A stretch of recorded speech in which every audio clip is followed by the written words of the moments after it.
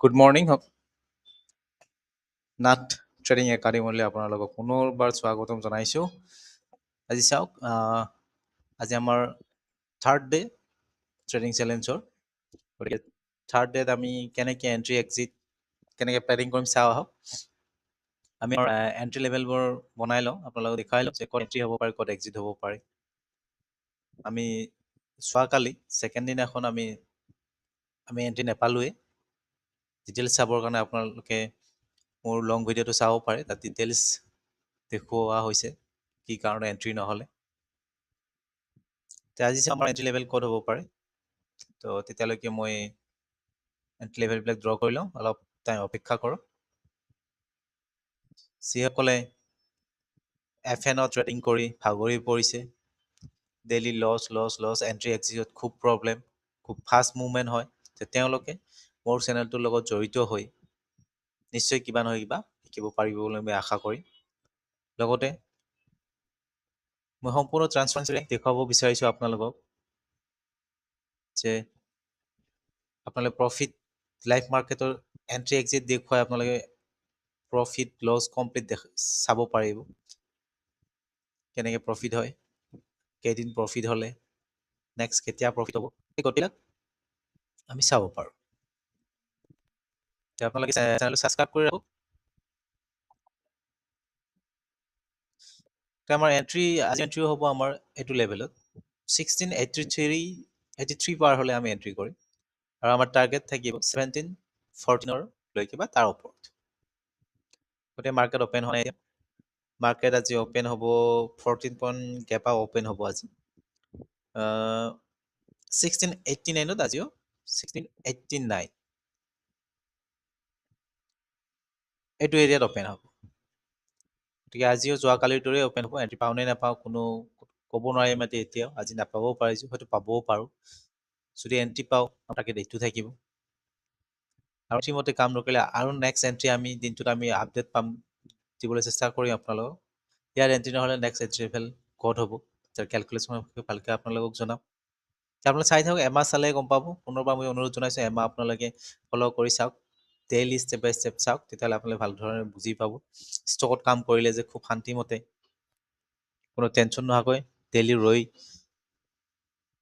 স্ক্ৰীণৰ সন্মুখত ধুনীয়াকৈ বহি আপোনালোকে এণ্ট্ৰি এক্সিট প্লেন কৰিব পাৰে, এইবিলাক চাব পাৰিব, বুজি পাব ভালকৈ। গতিকে এতিয়া টাইম আছে 9:10 চলে এতিয়া, অ'পেনিং হ'বলৈ আৰু 5 মিনিট আছে, গতিকে তেতিয়ালৈ অপেক্ষা কৰোঁ আহক।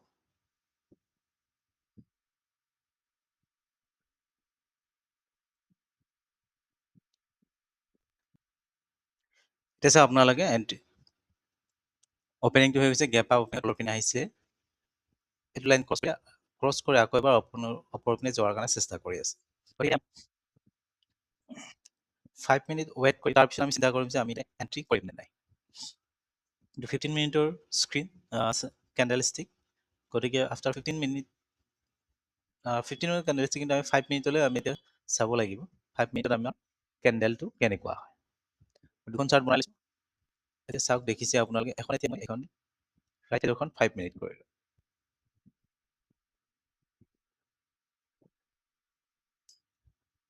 ফাইভ মিনিটৰ কেণ্ডেলটো চাওক। 5 মিনিটৰ কেণ্ডেললৈ কৰিছে কি, এণ্ট্ৰি যিটো আমাৰ লেভেল আছিল তাক ক্ৰছ কৰি তললৈ যোৱাৰ পিছত এতিয়া ওপৰত পিনে ক্লজ কৰিছে, বাইং প্ৰেছাৰ বেছিকৈ আহিছে, যিটোৰ কাৰণে আমি এইটো এৰিয়াত এতিয়া আমি বাই কৰিলোঁ। বাই কৰাৰ লগে লগে আমাৰ টাৰ্গেট থাকিব ইয়াতে, আমাৰ ষ্টপ লছ এতিয়া আমাৰ আহিব। ষ্টপ লছ আহিব এতিয়া আমাৰ, আপোনালোকক দেখুৱাই আছোঁ, ষ্টপ লছ আহিব এতিয়া আমাৰ এইটোৱে। অ'কে, এতিয়া চাওক নেক্সট আপডেট আপোনালোকক জনাবলৈ গৈ আহিছোঁ। 15 মিনিট হোৱা নাই এতিয়াও, কিন্তু 15 মিনিট হ'বলৈ গৈ আছে। 5 মিনিট কেণ্ডেলত চাওক, দুটা ৰেড এটা গ্ৰীণ চলি আছে। এতিয়া অলপ পিছত আমি আমাৰ SL আমি ট্ৰেইল কৰিম, এইটো মানে SLটো আমি যিমান আছে বৰ্তমান তাতকৈ আৰু কমাই ল'ম। বৰ্তমান প্ৰায় 10 পইণ্টৰ আমাৰ SL আছে, প্ৰফিট 30 পইণ্ট আছে। এতিয়া লাহেকৈ অলপ টাইম পিছত আমাৰ চাৰ্ট পেটাৰ্ণ হিচাপে আমি SLটো ওপৰলৈ উঠাই লৈ যাম। এতিয়া এতিয়া বৰ্তমান SLটো ওপৰত উঠোৱাৰ সময় হোৱা নাই, গতিকে যেতিয়া সময় হয় আপোনালোকক আকৌ আপডেট কৰিম, চাই থাকিম।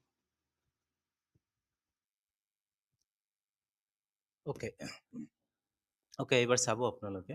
ফাৰ্ষ্ট 15 মিনিট কমপ্লিট কৰাৰ পিছত আমাৰ এণ্ট্ৰি হোৱাৰ পিছত নেক্সট কেণ্ডেলটোৱে আমাক কিমান টকা কিমান ওপৰলৈকে গৈছিলে আপোনালোকে চাওক।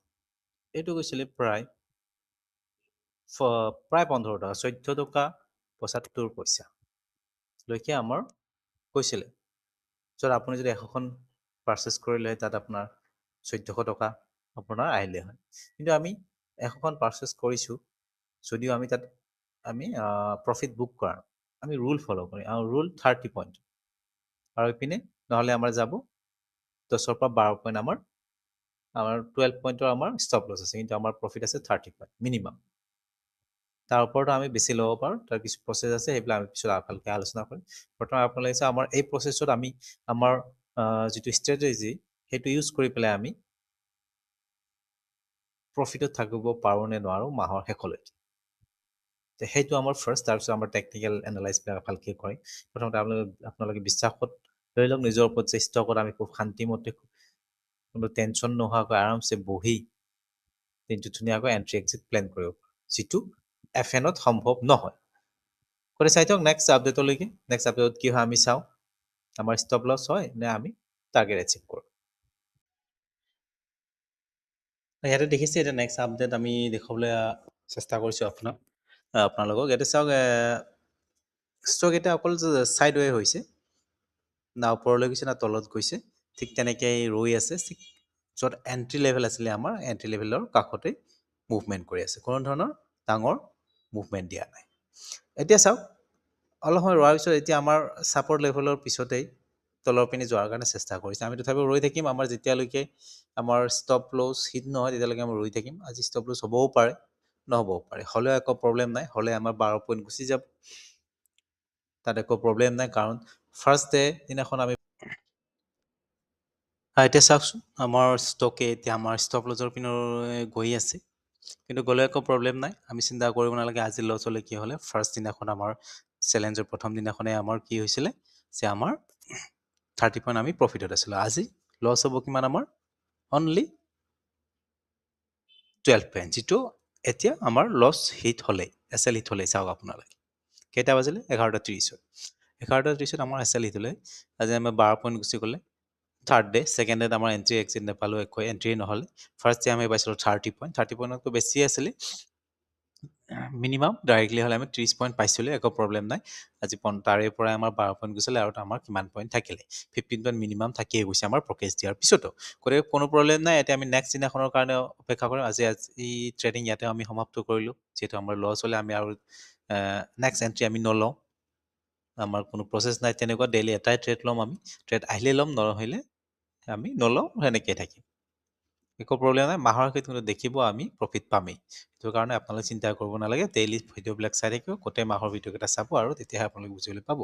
লগতে আজিৰ শ্বৰ্ট ভিডিঅ'টো চাবলৈ মই অনুৰোধ জনাম, তাতে মোৰ P&L-খনো আপোনালোকক দেখুৱাইছোঁ। আজি এণ্ট্ৰি লোৱাৰ পৰা কিমান প্ৰফিট হ'লে, কিমান প্ৰফিট লৈ গ'লে, কিমান লছ গ'লে, কিমান প্ৰফিট হ'লে, আপ ডাউন লগতে দেখিবলৈ পাব। লগতে লাষ্টত কেনেকৈ আমাৰ কিমান লছত এক্সিট কৰিলোঁ। এতিয়া আজি ইয়াতে শেষ কৰিছোঁ। ভিডিঅ'বিলাক চাই থাকিব, জানিবলৈ পাৰিব বহুত, নিশ্চয় আশা কৰিছোঁ ভাল পাই আছে। আজিলৈ আহিছোঁ, থেংক ইউ।